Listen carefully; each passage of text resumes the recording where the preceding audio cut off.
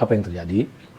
Yang menjadi sekretaris itu menyatakan bahwa dia nggak pas jadi sekretaris karena dia orangnya malas mencatat, tidak teliti, kemudian ya bla bla bla bla. Intinya sekretaris itu adalah pekerjaan yang paling capek. Lalu dia tawarkan, ada nggak yang mau gantian? Lalu si cucuku dengan besar hati, ya aku aja yang pegang sekretaris. Aku, tulisanku bagus, aku senang mencatat, aku senang mengingatkan ini itu dan segala macam. Begitu luar biasa demokrasi yang ditunjukkan oleh anak SD. Jelas, kelas 4 SD loh, jelas cara memilihnya, jelas kriteria siapa yang dipilih, damai prosesnya.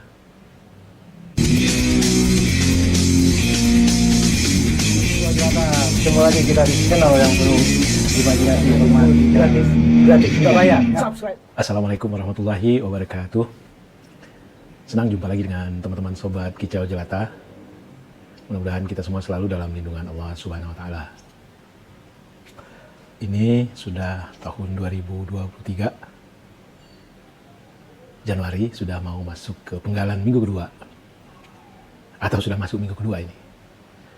Dan kita tahu bahwa tahun 2024 nanti, tepatnya tanggal 14 Februari, itu akan diadakan pemilu serentak untuk Pileg dan Pilpres. Terkait dengan Pilpres sampai saat ini, kita belum tahu siapa yang mau atau akan dicalonkan oleh partai politik menjadi calon presiden. Kecuali hanya satu calon, itu pun tiketnya tidak cukup, yaitu Pak Anies Baswedan. Jadi hari ini alangkah enaknya kalau kita berkicau, berceloteh ringan soal Pilpres, soal seleksi kepemimpinan nasional.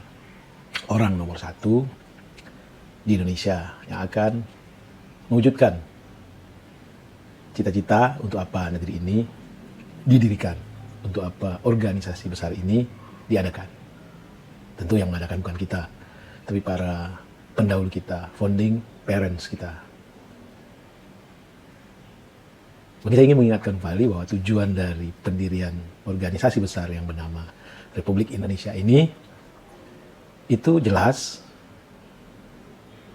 sangat mulia, sebagaimana dicantumkan di pembukaan Undang-Undang Dasar 45. Melindungi segenap bangsa Indonesia dan tanah tumpah darah Indonesia. Jadi memprotek kita semua dalam satu kesatuan ini. Yang namanya melindungi itu ya tentu memberikan rasa aman, memberikan rasa nyaman, memberikan rasa adil. Satu, itu melindungi segenap bangsa dan tanah tumpah. Dua, memajukan kesejahteraan umum.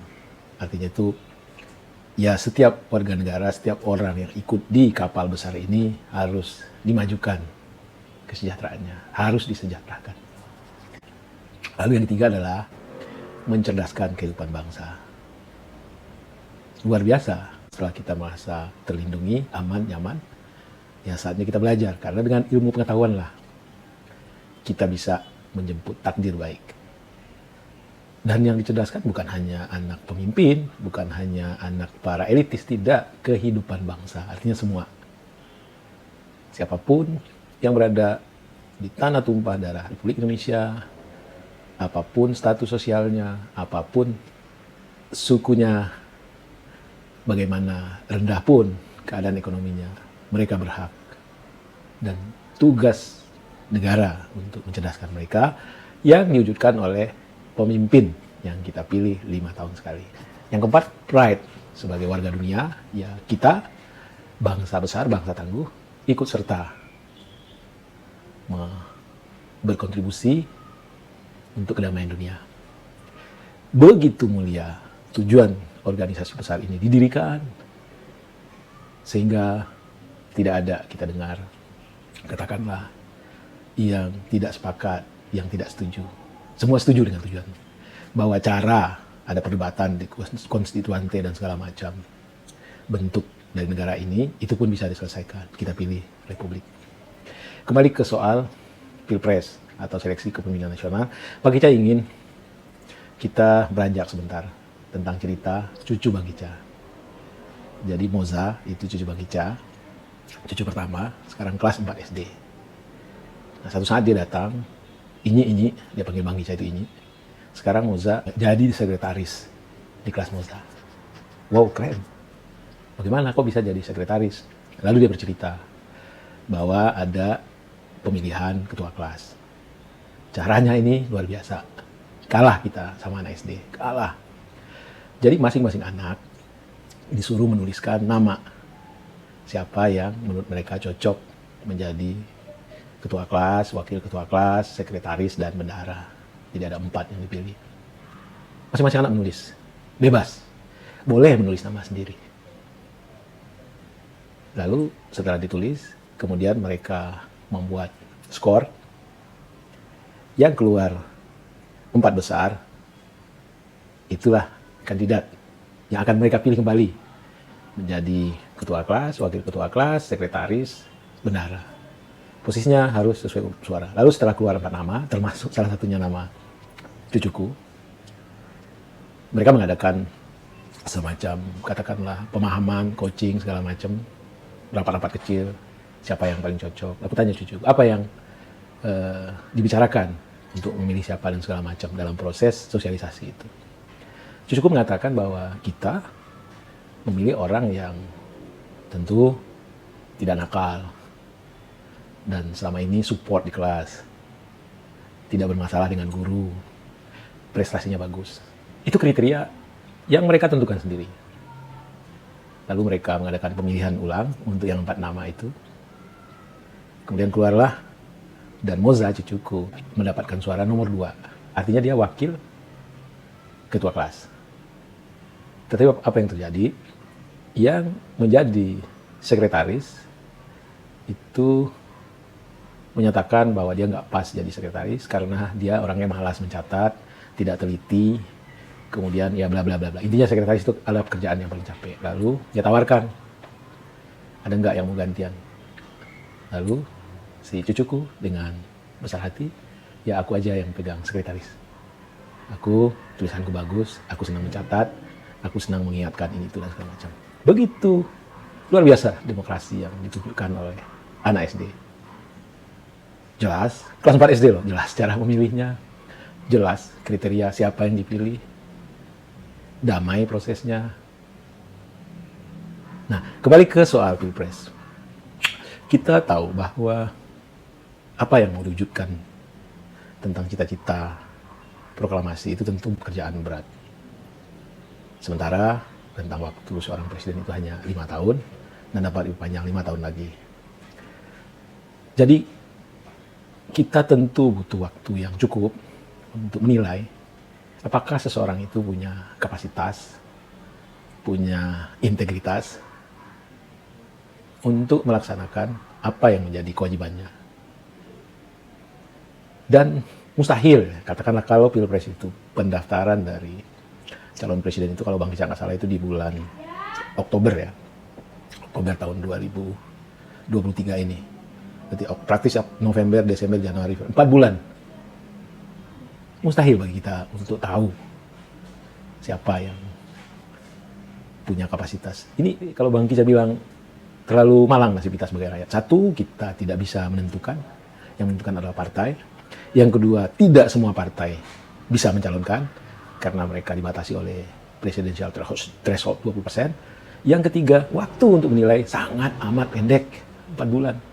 Bagaimana mungkin? Bagaimana mungkin? Tapi udahlah, mereka yang ngatur. Kita juga harus cerdas sebagai rakyat, sebagai pemilih. Kita setidaknya, kalau kita tidak bisa menggali apa yang mereka tawarkan untuk membawa kita, jika mereka kita pilih, mencapai atau mewujudkan cita-cita proklamasi, maka mari kita kuliti. Satu, kalau orang Jawa sekarang sudah menjadi acuan nasional juga, ada dikenal bobot, bibit, bebet. Itu aja jadi acuan kita. Sama bibit dulu deh. Siapa orang tuanya? Bagaimana masa kecilnya? Siapa kakeknya? Apakah kakeknya itu berkontribusi terhadap Republik ini? Siapa anaknya? Apakah anaknya itu baik pendidikannya baik, pekertinya, akhlaknya, dan segala macam. Jadi kita lihat. Karena Bang Gica percaya bahwa dari bibit yang baik akan lahir atau tumbuh yang baik juga. Lalu yang kedua adalah bobot. Kapasitas. Ini terlalu banyak, tapi kita perkecil aja lah, minimal 3 komponen. 1, kapasitas intelektualitasnya. Ya, itu gampang sekali. Kita jejak pendidikannya. Di mana, sampai tingkat apa. Dari sisi pendidikan. Yang kedua, pengalaman organisasinya. Pernah aktif di mana, pernah sebagai apa. Yang ketiga, kontribusi sosialnya. Pernah mendirikan apa, kiprahnya di mana. Dan bagaimana pandangan masyarakat terhadap kiprahnya tersebut. Itu kapasitas. Kalau dia pejabat publik, dia menjabat di mana, sebagai apa, dan apa yang dia kerjakan. Kita jejak semua. Itu bobot. Yang penting lagi terakhir, bagaimana etikabilitasnya. Pernah terserempet kasus korupsi nggak kalau dia mantan pejabat publik? Atau pernah berbisnis yang sifatnya hengki-pengki nggak kalau dia dari pengusaha? Lalu yang ketiga adalah bebet. Bebet lebih kepada tongkrongan. Lebih kepada sikap, gaya, style. Bagaimana tampilan fisiknya, bagaimana dia bertutur, bagaimana dia berrelasi, bagaimana pilihan-pilihan diksi yang keluar dari mulutnya. Hanya itu yang bisa kita lakukan untuk mencari yang terbaik dalam waktu yang sempit. Itu yang bisa. Kita nggak bisa gali apa yang dia lakukan kalau dia dipilih. Bagaimana misalnya soal hukum, soal ekonomi, soal relasi sosial, dan segala macam. Nggak bisa. 4 bulan dibagi masa kampanye oleh, kalau 2 ya 2 calon, kalau 3 ya 3, makin sempit. Jadi itulah cara cerdasnya, kita kuliti bobot, bibit, bebetnya, dan jangan terombang-ambing oleh, katakanlah, narasi-narasi sumbang para buzzer yang dikemas dengan api, seakan-akan itu satu kebenaran, dibuat kesimpulan terlebih dahulu untuk mendukung, katakanlah, calon yang menjadi preferensinya, lalu dicarikan argumentasi-argumentasi yang sifatnya cherry picking, pepesan kosong, dan dinarasikan dengan kolosal, diamplifier oleh para media-media yang juga bagian dari mereka. Jangan, itu pepesan kosong semata, itu tipu-tipu, apalagi percaya sama lembaga survei. No, kita orang cerdas, sesempit apapun peluang kita untuk menguliti calon pemimpin kita, mari kita gunakan penilaian kita based on bobot, bibit, bebet. Demikian kicau pendek soal calon pemimpin, soal cucu Bang Gica yang ternyata jauh lebih bijak dalam menyeleksi pemimpin.